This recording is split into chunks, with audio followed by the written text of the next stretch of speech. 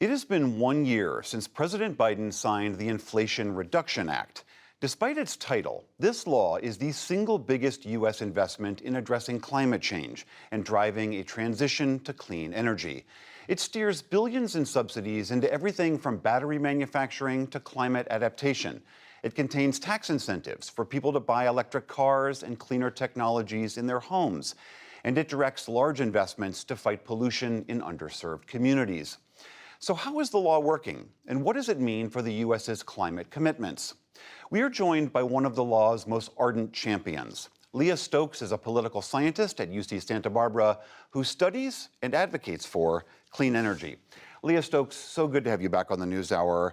I wonder if you could just reflect on this anniversary at first. I mean, after decades of disappointment and setbacks, the environmental and climate community got a piece of legislation like this pushed over the finish line with the president that nobody immediately thought was going to be an ally in that fight. How is the community feeling on this week, this anniversary? Well, getting any climate bill into law onto President Biden's desk, it was brutal. It took, in some count, weeks, other counts, months, maybe years, and as you said, decades. It was really hard, and this particular law stopped and started numerous times. I'll tell you, there was a 2-week period before it came out of nowhere, being branded the Inflation Reduction Act, where we all thought the bill was dead for real this time. And there was real sadness across the climate community because folks knew this was really the last best chance that we had to pass a climate law. So seeing President Biden sign it a year ago, I mean, it was just monumental. And what is it about the law? I touched on some of the things that it does, but there is a myriad set of incentives and subsidies here. What stands out most to you?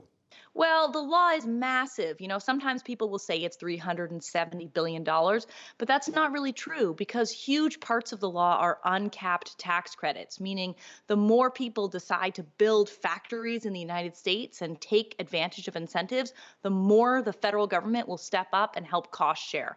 And that isn't just for factories and companies, it's also for everyday people. So if people decide to get an electric vehicle or put in a heat pump, put solar on their roof, the federal government is going to help share the costs. And that's as big as people make it. So this is huge. And it also includes $50 billion of rebates, direct payments that are going to flow largely to disadvantaged communities to help folks from all across the income spectrum get advantage of those clean energy technologies. And how do we know how the law is working so far? Well, there are parts of the law like the tax credits that are already going out the door. And so we can see, upwards of $275 billion of private investments in everything from, manufacturing batteries in the United States to recycling those batteries to solar projects to wind projects and wind manufacturing. I mean, we have seen something like 175,000 new announced jobs. And that's just on the corporate side. For everyday people, we're seeing electric vehicle adoption like we've never seen before. 1 in 4 cars sold in California right now is an electric vehicle. If you look year over year, we've had a 74% jump in electric vehicle sales. Same thing with solar panels. They're just flying off the shelf. So we're really starting to see that happen. Now, there are parts of the law where the money hasn't gotten out the door yet. And that's largely that money that I talked about, the $50 billion for disadvantaged communities. You're a political scientist, and so I want to ask you a politics question here. One view of the IRA is that its political genius was steering billions of dollars for green energy into red states. I want to put this chart up. This shows how investments are flowing heavily to Republican districts compared to Democratic districts. How is that playing out? Part of the reason for that is that there are provisions in this law that steer money towards former fossil fuel communities, coal communities that have lost a lot of jobs and investment. Why don't we try to build manufacturing there? Why don't we try to put solar projects and wind projects in those kinds of communities? That's what the law is doing. And there have been some pockets of resistance to this. We've seen some states push back and say, I don't want this federal money. Others, we've seen local officials championing the projects that the money has delivered while they actually had voted against the law. Do you think this, in the end, will help convert the climate skeptics out there?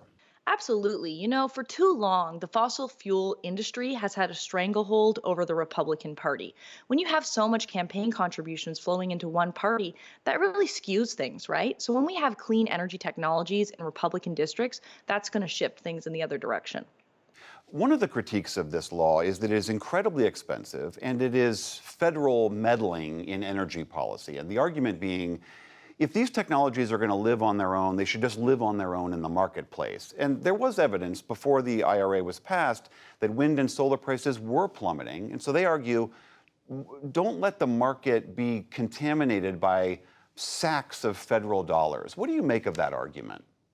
Fossil fuels have had federal subsidies for over a century. Year after year, they take in more than $20 billion of federal subsidies, and those continue to this day.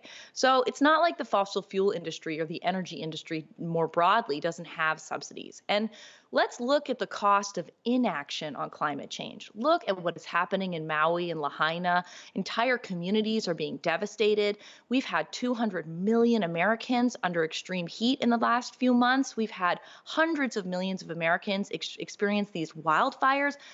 The cost of inaction is so much bigger than investing in clean energy technologies here in the United States. And I think over the long run, a lot of these Republican skeptics, they're going to start to see jobs in their district, investments, and I think they're going to come along with the clean energy technologies of the 21st century. Leah Stokes of UC Santa Barbara, thank you so much for being here. Thanks so much for having me on.